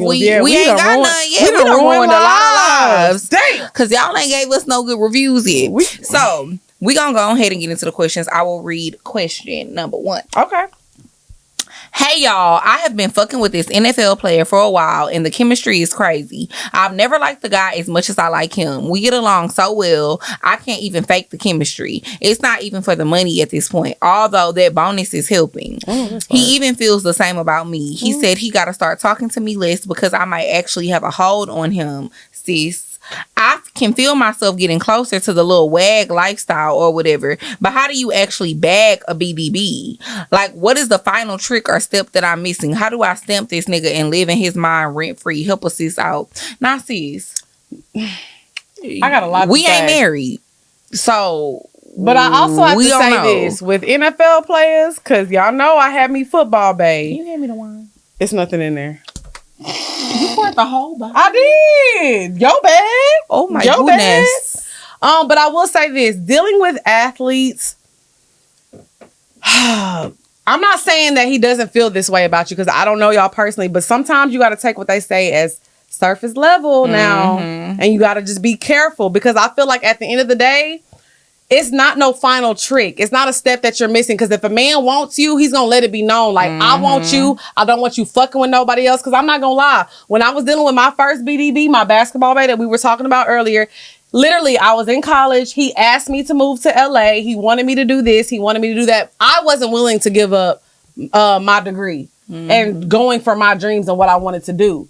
I made that decision. Looking back on it, would I do things differently? Hell yeah. But I will say this. Why though? Because your life would be I will say this. It would have been different, but I will say you would have never met me. No, you're right. Let me not lie. I would, but I will say and that like, would be sad. College for me was just kind of like whatever. Like I don't even use my degree, but that's a different story. But I will say, if there is nothing you can do to stamp a nigga, living his mind rent free, it just, if that's what you're giving him, that's what you're giving him. There's nothing that you can do. If he wants you, he's going to let it be known. So I'll say for now, just enjoy it. Have fun. If he wants you, he gonna stamp it, boo. Trust me. Because one thing about a man, they do not mind speaking up if they want you, if they don't want you fucking with other niggas or this and that. You know what I'm saying? Do you agree? Bring it on. I'm dead. Yeah, I definitely agree. I think that men know when they want something. They like what they like. They know when they know. If a man wants to take it to that next level with you, that's what he gonna do. Right. It's not really nothing that you could do. And if he don't take it to the next level, then after a certain period of time, you have the right to be like, okay, this nigga wasting my time. Right. I 100% agree. And move on. All right. Question 2. I met this beautiful girl through mutual friends when I was outside on a Sunday fun day. We connected instantly, danced and laughed together the whole time as if we had known each other for years. We followed each other on Instagram and constantly gave each other compliments, so I started to develop a little crushy crush on her. What? I don't know. There's something in the cup. It's all right. I think that was already in there. Oh, sorry. Excuse me? I ran into her again a couple of months later at a club. Again, we danced and stuck together the whole night. However, this time she was a way more clingy, just all on my body, interlocking fingers while walking and all that. I didn't mind this because I actually liked her, and in my head, it seemed like she was kind of feeling the kid too. I walked her to her car and sat with her for a bit, just chatting. I finally made my move. I gently grabbed the back of her face and neck and pulled her in for a kiss. We pecked, but she pulled back saying she didn't want to and that she has a boyfriend. I was shocked and confused as fuck. Honestly, never been rejected like that before. I still respected her wishes and apologized. She FaceTimed her boyfriend in that moment, playfully telling him that I like her. He didn't mind one bit. He was even hinting at a threesome, but she was still awkward about the whole combo, so I just left. Rode home very humbled. Do you think she's actually down for a good time, but maybe she was too sober and in her head at that moment? Or am I just overthinking her niceness as flirting? By the way, love y'all too very much. And Miss Drea, you can hit my line whenever, babe. I can handle that. Call me. Go ahead. Say what you got to say. What is your advice for this? Honestly, I feel like it sounds like they looking for a threesome. Nah, for real. Don't like she want a train to get ran on her. Which is no problem. That's no problem. It's not. She wants some niggas to tear that Yeah, up. she trying to get that teared up. We're about to name this episode Tear That Up. She trying to get that shit toe up. So I feel like I don't think, no feelings. Anything is wrong with it. But it's weird that she's giving you like mixed signals. Yeah. Honestly, I feel like it's not that serious because you just don't really say what you want. Tell me what you want. So you I feel don't like, really know her like that. Yeah, it's just been. He said it's a couple months. Known each other. No, he said they known each other for years. Oh no, wait. He said we connected like we known each other for years. Right. Yeah, you don't really know her like that, so I don't really understand the issue with just like letting that shit go. Well, not letting it go. I feel like if you wouldn't mind a threesome or you trying to see what she's talking about, just straight up ask her. At this point, you have nothing to lose. So just ask her, hey, what are your intentions? What are you trying to do? Like, what's going on? Like, just ask her. What's good? Just be straight up. I would just ask her too, because, she trying to get that toe up. Period. Question 3. Go ahead. Damn, Ryan. These questions long as hell today. You know the girls be on their Chardonnay. I'm dead. Hi, ladies. I just wanted to say that I love your show. I have been friends with someone since I was in high school. I'm 28, by the way, so we have been friends for over 10 years. Her family gets along with my family. My mom and her mom are best friends. We've been through loss, growth, college, bad breakups, being broke, everything together. It was brought to my attention through a family member that this friend had sex with my ex. We just talked about that earlier. That's so crazy. Ryan's Ryan good. be on it. My ex and I have been over for more than a year. Her and I were, he and I were just not meant for each other. We were together for 4 years and we realized that we were not right for each other. I have not confronted her because I don't know where to start. And I know that I might end up beating her ass. Oh, she has told me before about her sleeping with people's boyfriends. I have always told her that karma is a bitch. I don't condone it, but I still fuck with you because you're my friend. But I also told her if she gets her ass beat by somebody's girlfriend, not to call me. I just never thought she would do it to me. Wow. How do I handle this without catching a case? Should I just block her and never speak to her again? Should I message her and tell her I know she's a dirty ass bitch? A part of me just wants to put her on blast on social media and let the whole world know what she did. It's so hard because I'm not done with him anymore and I don't care to be with him. But she just proved to me that she was never my friend and I already decided that I don't want her in my life. Okay, so let me say this, sis. You're 28. You've already decided that you don't want her in your life. Like I said earlier in the show, there's a list of niggas that are off limits, no matter what. Bitch, my whole list off limits. Period. No, I mean, I feel like that, but I'm not gonna lie. There's niggas out on beat that ain't off limits. Like if you want to beat, I don't give a fuck. If I fucked you, you is off limits. Okay, cool. But what I'm saying is, this was somebody that you were with for 4 years. He should definitely be off limits, and she knew that. I would say, but honestly, we're in a place of healing and happiness. Just cut her off and let her deal with her demons and move on. Don't fight her. Don't stoop to her level. Don't even go there. Now, me and Lex are very much in a peaceful, we're in a let very people peaceful phase of our lives right now. Like, we don't argue. We don't fight. We don't argue. We just hit that bitch with a bottle. But I'm saying, like, if somebody shows you their true colors, be okay with that. Accept that and move on with your life. Piece of crust in here. I'm dead. So I would just say, just move on. Block her back there dropping shit. Block her and move on. No fights, no arguments, nothing needs to be said. She know what the fuck she did. However, if you see her out and a bottle is near, just let her know. Just let that hoe know you ain't come to play. Period. Okay, last question. Hey, Lex and Drea, big fan of the show. I've been dating this guy for about... I'm a big fan of the show. What I said? I've been dating this guy. I've been dating. I'm ready to sing. It's almost time, queen. Yes. I've been dating this guy for about a year now. Over the last couple of months, we have grown closer. I've fallen for him and I see a future with him. We've had many conversations about exploring a poly relationship and bringing in another woman into our dynamic. One day we were watching one of his music videos. Not a rapper, babe. And I noticed a woman that's been in the majority of his videos. He told me she was just his homegirl. I brushed it off and didn't think nothing of it until he kept mentioning her at random times. I asked who she was and what the dynamic was between them. This nigga tells me how they have good communication and they are open with each other, but nothing about what role she plays in his life. You are nosy. No, I was trying to see the timer. Oh, we way over. That's all right. He then says, you should meet her. I was open to meeting her simply because I wanted to keep an open mind. Prior to meeting her, we had conversations about her possibly being the woman we have the poly relationship with. I was always hesitant because I feel like she was just someone he doesn't want to let go. Also because I feel like I will be coming into their dynamic because they have known each other since college. He assures me that it wouldn't be the case because they are both single and haven't been together for quite some time. When we are all together, I feel invisible. The way he interacts with her is very different from how he is with me, and I can tell the love between them is still apparent. His actions do show that he has feelings for me, but I know he still loves her. I always envision me building a foundation with a man, and then together we find someone to bring into what we have built. Am I tripping and just jealous that she's been around, or are my feelings valid? You made it through.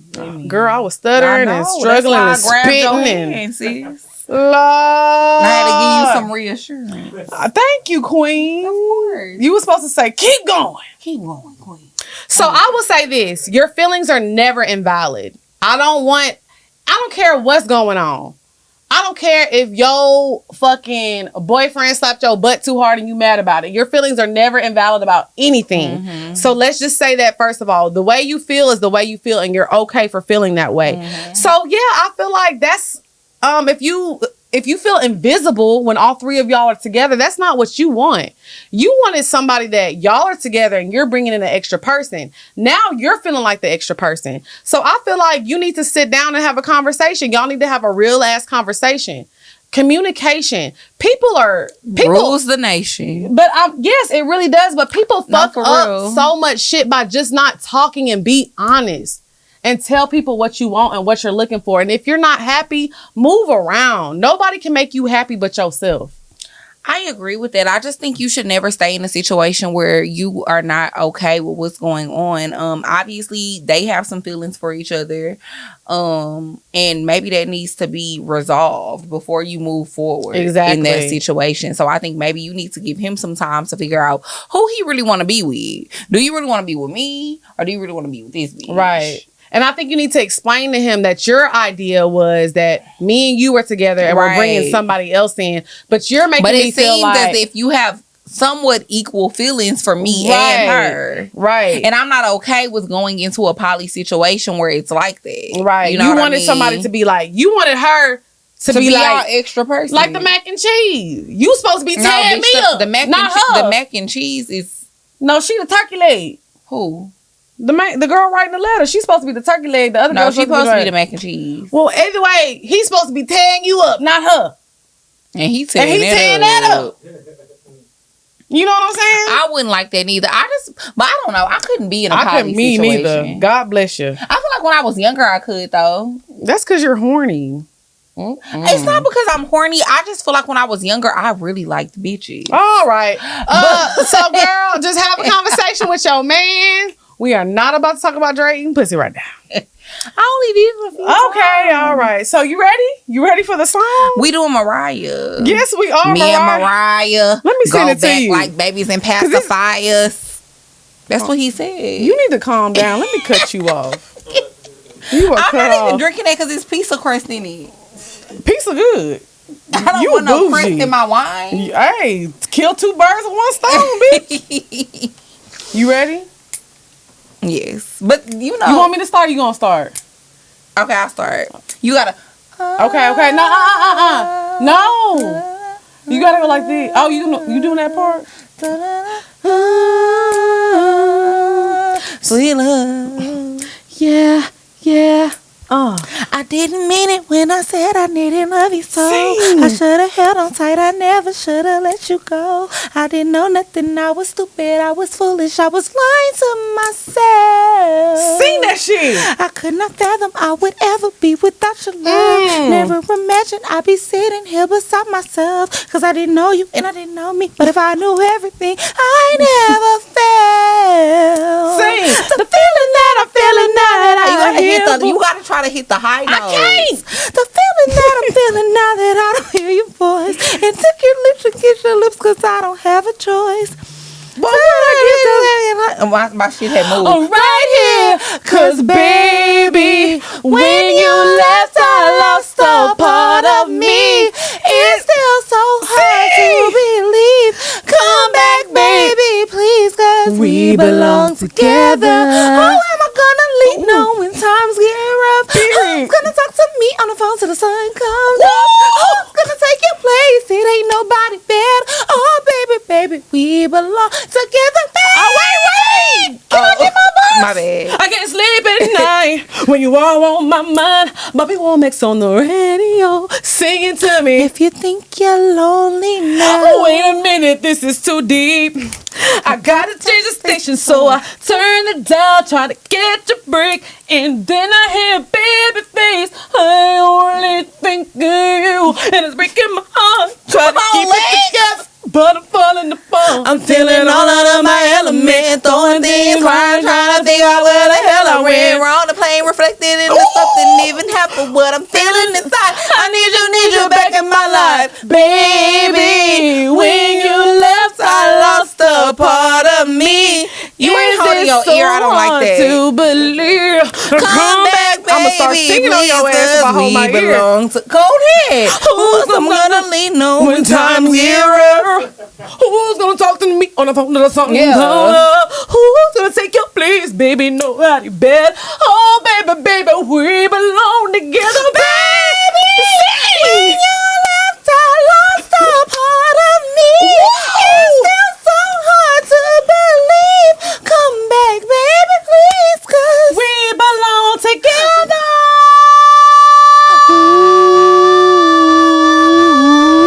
All right, I'm out of breath. I smoked too much hookah last night. All right, that's it.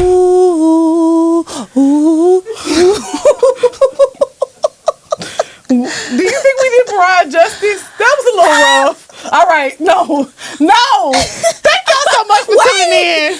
We'll see y'all next week. Bye, y'all.